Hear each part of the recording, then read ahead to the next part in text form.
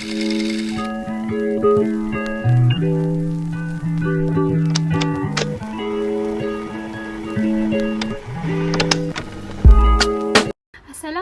warahmatullahi wabarakatuh. Nama saya Nolaili Iliani binti Ismail. Saya daripada kelas di PSU 4A. Hari ini saya dan rakan-rakan sekumpulan saya akan membentangkan tajuk kontrak elektronik, iaitu jual beli dalam talian. Seterusnya saya akan memperkenalkan ahli-ahli grup saya. Yang pertama, Nolaili Iliani binti Ismail, iaitu saya. Yang kedua, Muhammad Irfan Hamdi daripada kelas di PSU 4B. Yang ketiga, Abu Hurairah daripada kelas 4B. Yang keempat, Muhammad Hasif daripada kelas di PSU 4A. Yang kelima, Abdul Rahman daripada kelas di PSU 4A. Yang terakhir sekali, Duratul Aina daripada kelas di PSU 4B. Okey, seterusnya saya akan menerangkan mengenai pengenalan kontrak elektronik. Perkembangan ekonomi selaras dengan perkembangan teknologi telah menjurus kepada pembentukan perniagaan dan perdagangan berteraskan elektronik.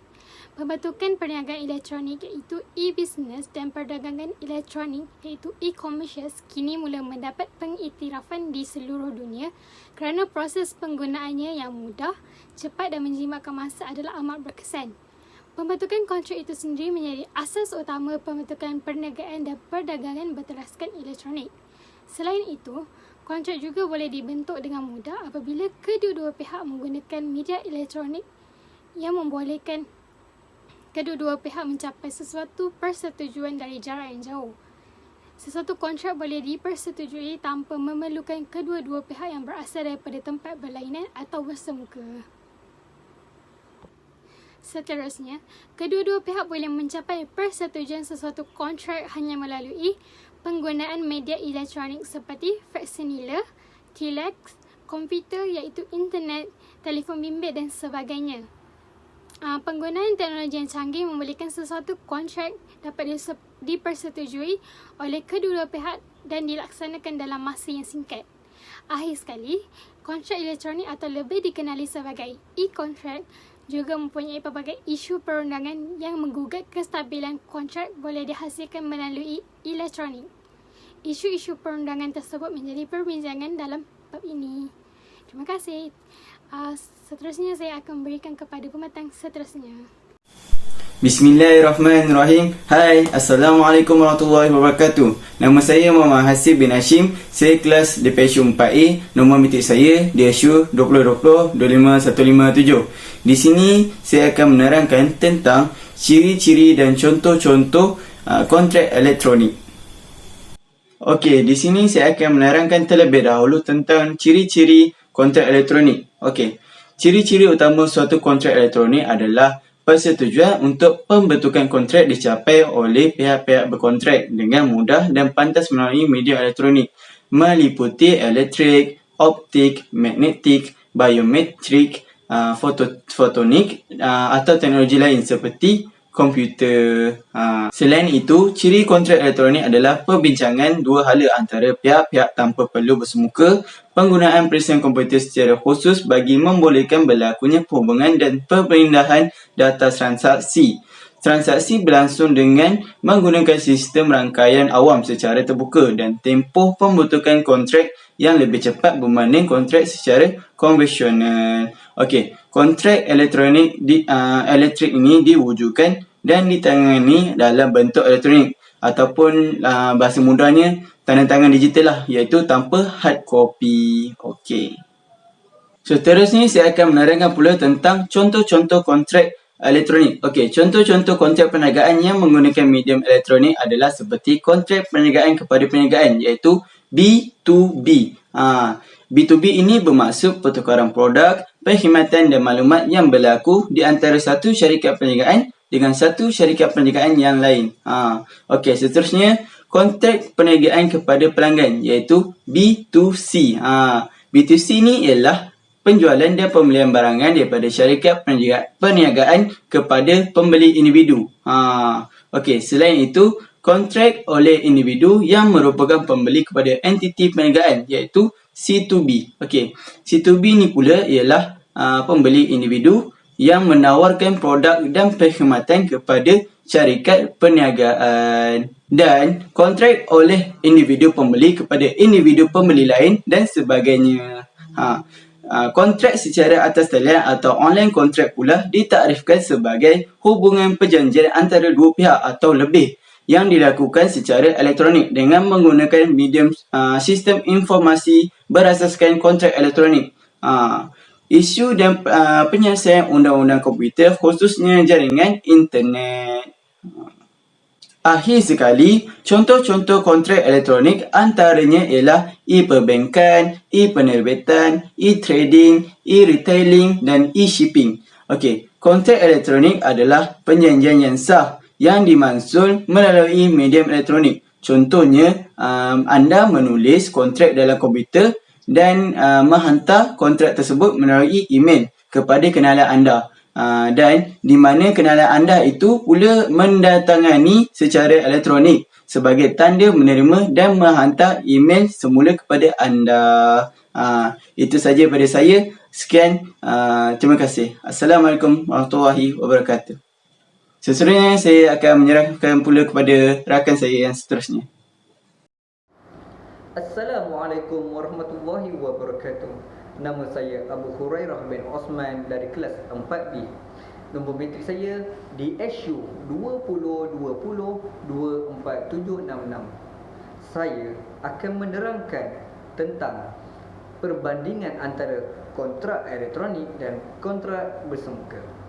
Kontrak elektronik yang dipanggil e-dagang atau dalam bahasa Inggerisnya Electronic Commerce EC adalah sebuah sistem perniagaan dan jual beli yang banyak menggunakan kemudahan teknologi maklumat, terutama komunikasi canggih sehingga dapat melindungi dan memuaskan penggunaannya, iaitu yang terdiri daripada penjual, pembeli dan pihak seperti bank, syarikat kewangan, syarikat kad kredit, pengeluar sijil pengesahan digital dan lain-lain lagi. Kebelakangan ini juga ianya banyak menggunakan internet, khususnya web, untuk mengadakan satu rangkaian yang menyatukan pelanggan, penjual dan pihak-pihak ketiga dalam satu persekitaran elektronik yang selamat untuk semua pihak dan boleh dipercayai. Dengan kontrak elektronik, sesebuah syarikat atau individu boleh melakukan transaksi jual dan beli dari mana-mana sahaja di dunia ini. Prasyarat yang terpenting untuk menjalankan perniagaan dalam suasana yang menggunakan teknologi elektronik ini ialah pemilikan kelengkapan IT yang sesuai dan prasarana telekomunikasi yang membolehkan untuk mengakses internet. Ini sudah tentu bermula dengan sebuah komputer, modem dan talian telefon. Di dalam jual beli mengikut sistem muamalah Islam, penggunaan komunikasi moden seperti telefon, surat, fax, komputer dan lain-lain bukanlah perantaraan atau penghubung yang baru untuk menggambarkan kehendak. Sebaliknya, hanyalah perantaraan yang baru untuk menyampaikan maklumat kerana wasilah untuk menggambarkan kehendak masih lagi tidak berubah, iaitu sama ada dengan mengucapkan lafaz, tindakan iaitu perbuatan, isyarat, penulisan atau diam dalam keadaan memerlukan kepastian. Terima kasih daripada saya. Okey, baik. Assalamualaikum warahmatullahi taala wabarakatuh. Nama saya Muhammad Arifan Hamdi bin Hishamuddin daripada kelas DPHU 4B. Nombor metrik DHU 2020247717. Okey, saya merupakan pembentang seterusnya bagi grup ni lah. Okey. Saya akan terangkan pada hari ini adalah perbezaan antara kontrak bersemuka dan juga kontrak elektronik. So, saya akan terangkan bahagian kontrak bersemuka. Selebihnya adalah pembentang seterusnya akan terangkanlah. Okey, baik. Perbezaan yang pertama ataupun perbezaan yang kita boleh nampak adalah perbezaan yang sangat ketara pada kontrak bersemuka. Adalah kontrak bersemuka perlu bersemuka antara satu sama lain. Okey, Kalau kita tengok nama dia pun dah kontrak bersemuka, so of course semestinya kena bersemuka dengan pihak yang lagi satu lah. Antara dua pihak ni bersemuka face to face. Okey. Perbezaan yang kedua adalah perundingan antara dua pihak tidak terhad. Okey. Macam mana yang dikatakan tidak terhad ni? Okey. Misalnya kita tidak faham antara satu ataupun dua terma syarat tu, kita bila dah bersemuka kita boleh direct tanya dengan dia. Tiada keraguan untuk mengurangkan keraguan ataupun cakap benda-benda ataupun masalah lah yang berlaku semasa kontrak ni dipersetujui. Okey. Yang ketiga, tidak terdedah dengan isu kerahsiaan maklumat antara dua pihak. Okey, apa yang dikatakan dengan isu kerahsiaan antara dua pihak ni? So, bila kita berkontrak dengan orang lain ni, kita menjalankan perjanjian dengan orang lain ni, kita perlu contoh macam isi borang. Kalau kita tak menggunakan kontrak elektronik, kita isi borang lah, maklumat peribadi. So benda tu tidak akan ada isu untuk dapat di tangan orang yang tidak sepatutnya. Contohnya kalau kita deal dengan satu pihak lagi, dia je yang tahu. So benda tu tidak boleh dibocorkan. Contoh macam kita menggunakan kontrak elektronik, benda tu akan jadi masalah lah. Kat situ terdedah dengan internet dan sebagainya. Okey, yang keempat adalah lebih sukar untuk sebelah pihak memanfaatkan pihak yang lain. Okey, kat sini memanfaatkan kata macam ada kontrak yang berat sebelah. So kita boleh macam deal dengan dia lain untuk create kontrak baru untuk sama ratakan kontrak. So tak ada isu yang kita ditindas oleh pihak satu lain lah, dimanfaatkan oleh pihak yang satu lagi. So yang kelima adalah lebih selamat daripada aktiviti penipuan atau lebih dikenali sebagai scam. Okey, sebelum tu tidak dinafikan kalau ada kontrak bersemuka ni kita ditipu, di scam. Tapi benda tu bila bersemuka kita boleh direct tanya, macam saya cakap tadi, kita boleh direct tanya, kita boleh rasa macam betul ke kontrak ni ada salah dekat sini, mungkin ada penipuan kat sini. So kita boleh bertanya dengan orang yang pernah menggunakan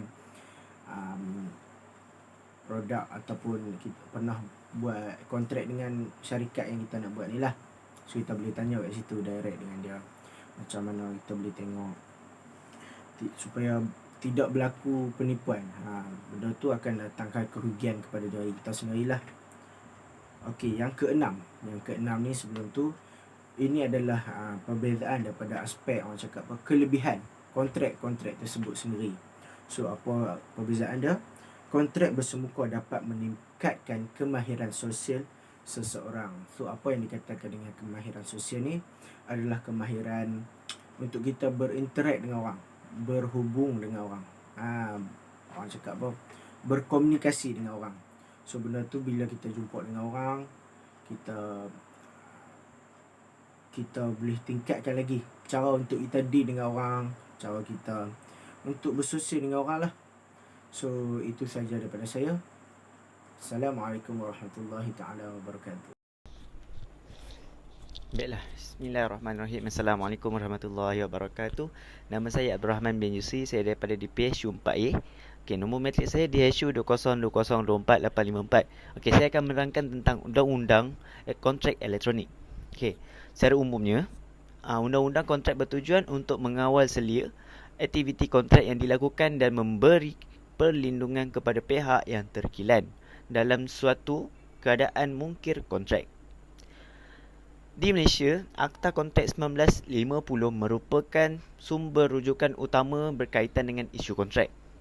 Akta Kontrak 1950 iaitu Akta 136 mengandungi 191 seksyen dan beberapa bahagian berkenaan pembentukan kontrak.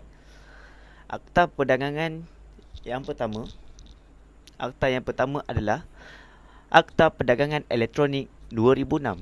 Okay, ini salah satu contoh akta khusus bagi mengawal selia aktiviti berkontrak secara elektronik di negara ini adalah Akta Perdagangan Elektronik 2006 iaitu Akta 658 yang mengandungi peruntukan undang-undang mengiktiraf kedudukan dan penggunaan mesej elektronik dalam mengurus niaga perdagangan dan juga penggunaan cara elektronik dalam perkara-perkara lain yang berkaitan dengan aktiviti perdagangan. Itu saja. Pemakaian Akta 658 ini meliputi semua urus niaga perdagangan elektronik, termasuklah urus niaga perdagangan elektronik oleh Kerajaan Persekutuan dan Kerajaan Negeri, iaitu Seksyen 2 Akta 658. Okey, contoh akta yang kedua tentang kontrak elektronik. Akta Sistem Pembayaran 2003. Okey, akta pembayaran ni diwujudkan pada 1/11/2003. Dan diwujudkan bagi tujuan melancarkan perjalanan operasi dan kecekapan sistem pembayaran di samping memelihara kepentingan awam. Melalui Akta 627 ini, Bank Negara Malaysia diberi kuasa perundangan secara menyeluruh untuk mengawal selia sistem pembayaran dan instrumen pembayaran oleh institusi perbankan maupun institusi bukan bank. Okey, sekian itu saya terangkan tentang undang-undang kontrak elektronik. Okey, saya akan serahkan kepada presentator yang seterusnya. Sekian, terima kasih. Bismillahirrahmanirrahim. Assalamualaikum warahmatullahi wabarakatuh. Nama saya Duratun Aina binti Muhammad Syauqi. Saya daripada kelas Division 4B. Okey, di sini saya akan menerangkan tentang kesimpulan bagi kontrak elektronik. Okey, dalam kontrak elektronik ini ada barang-barang tertentu yang tidak boleh dan tidak dapat diperjualbelikan kerana adanya kebebasan kepada para pihak untuk melakukan transaksi elektronik ke dalam kontrak elektronik dengan bentuk apa saja, tetapi kontrak elektronik atau transaksi elektronik tersebut juga ada batas di mana para pihak harus menggunakan sistem elektronik yang telah disepakati. Yang kedua, semasa membuat kontrak antara satu sama lain, penting untuk kita memahami asas undang-undang kontrak. Kerana apa? Jika kita tak tahu asas tu apa, asas undang-undang kontrak elektronik ni apa, kita akan menimbulkan masalah di masa akan datang. Yang ketiga, kita dapat membantu seseorang mengetahui hak dan kewajipan masing-masing dan mengelakkan pertikaian yang tidak perlu timbul. Yang keempat, pada masa yang sama, kita perlu ambil langkah berjaga-jaga untuk mengurangkan risiko baru yang akan timbul. Yang kelima, semasa kita menandatangani secara elektronik, penting untuk kita simpan salinan kontrak yang ditandatangani. Untuk apa? Untuk halang orang lain daripada sunting dokumen yang telah kita tandatangan.